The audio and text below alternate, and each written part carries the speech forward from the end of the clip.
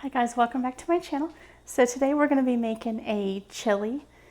I recently made a white chicken chili video a few weeks back, so if you haven't watched that one, you should go and watch it because it's excellent. This one's going to be a red chili, and I'm going to use pork shoulder for it, but you can use chicken if you like. We're going to get started. So I have one onion here that I'm going to dice up, and then I have some, these are bell peppers. I know they don't look like traditional bell peppers, but they're interesting shape, and I'm working for the next 4 days, so I want to use them, and they're the last 5 that I have. So if you have just regular bell peppers, you can feel free to use that. Go ahead and dice up your onions and your bell pepper. I'm going to use my Instapot to make mine because it's faster, but you can feel free to use this in a pot on your stovetop too. It will just take longer to cook.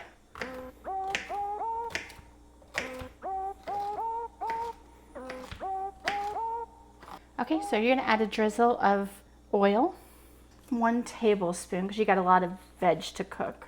I'm just gonna add my veggies in.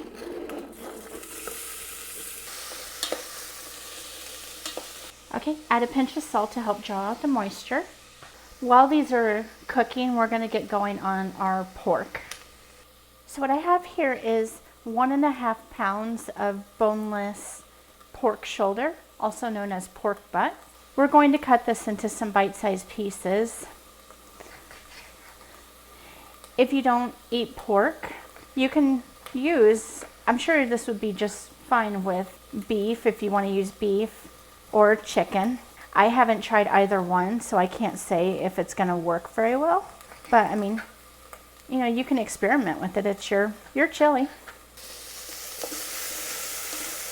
Okay, so once you have your meat all chopped up, you're just going to add it to your Instapot or your pot on the stove.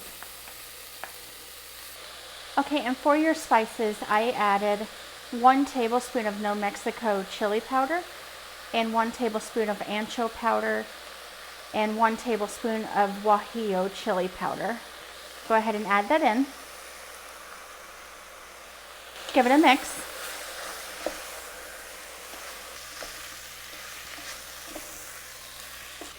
Okay, and then I'm going to use a 15-ounce can of diced tomatoes. Okay, go ahead and pour that in.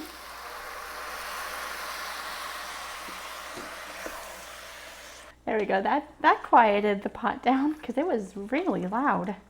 It's like having a party. Okay. Okay, I'm also adding half a teaspoon of oregano. Go ahead and give that a mix. Okay, I'm also using some Hatch green chilies. I'm going to use 1 cup of it.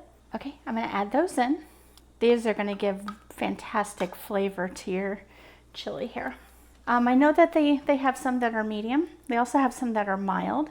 I am using the medium ones, but if you don't want too much spice to use those, like the medium ones, you could feel free to use mild. I know they also have mild in the grocery store. Okay, and I'm going to add another pinch of salt since, you know, we didn't add too much salt, mainly just to the veggies. We'll adjust the seasonings, your salt, a little bit more once it's done cooking. You can feel free to add beans if you like. I do not prefer it, but if you like, you can add either 1 or 2 15-ounce cans of whatever bean you prefer. I'm going to opt to leave them out, but other than that, it is ready to cook. So I'm going to put my lid on. Okay, so you have a venting setting and also a seal.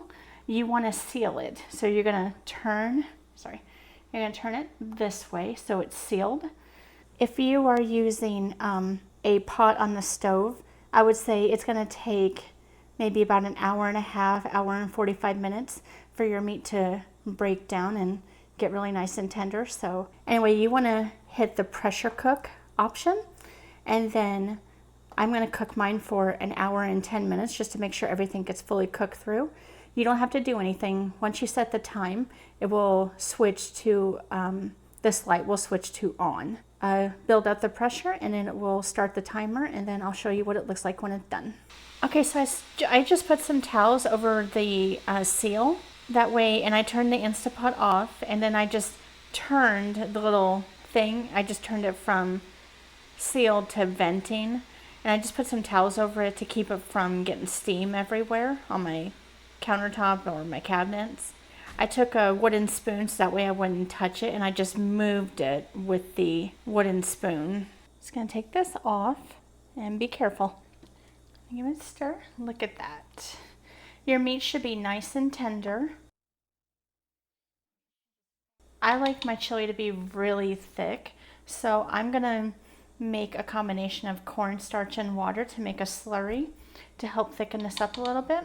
But if you like if you like how thick or thin it is, then you can totally opt it out, but I like to have mine pretty thick, so I'm actually going to do the cornstarch slurry. Okay, so I have a 1/4 cup of cornstarch. I'm just going to add some water just until I cover it, so probably like 4 to 5 tablespoons. So just you want to mix it up. You're going to turn your Instapot onto saute. That way it will cook the slurry. So, and go ahead and just add that in. I'm going to pour the full 1/4 cup because I know I'm going to need it for me. But you can start out with just a little bit and see what you think. And you're going to let the slurry cook for a couple minutes just to make sure it gets cooked out. Yeah, this is the kind of thickness I like.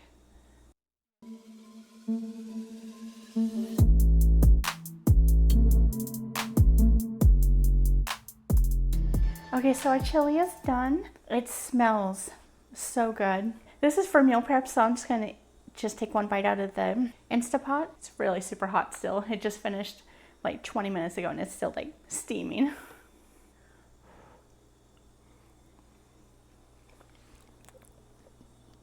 And remember, you need to, adjust the salt. I had to add a little extra salt to mine because the tomatoes eat salt. That is so delicious. The broth is really nice and flavorful, and the meat is just melt in your mouth tender. I like to serve my chili with sour cream and a little bit of cheese and some I use Frito's chili cheese. And you can make a cornbread to go with this, and just my stepdad used to sprinkle some cornbread in there and with a little bit of butter. He would butter the cornbread and then crunch it up and mix it in with the chili. That is phenomenal. I hope you enjoyed spending time with me. Please like and subscribe, and I'll see you next time. Bye.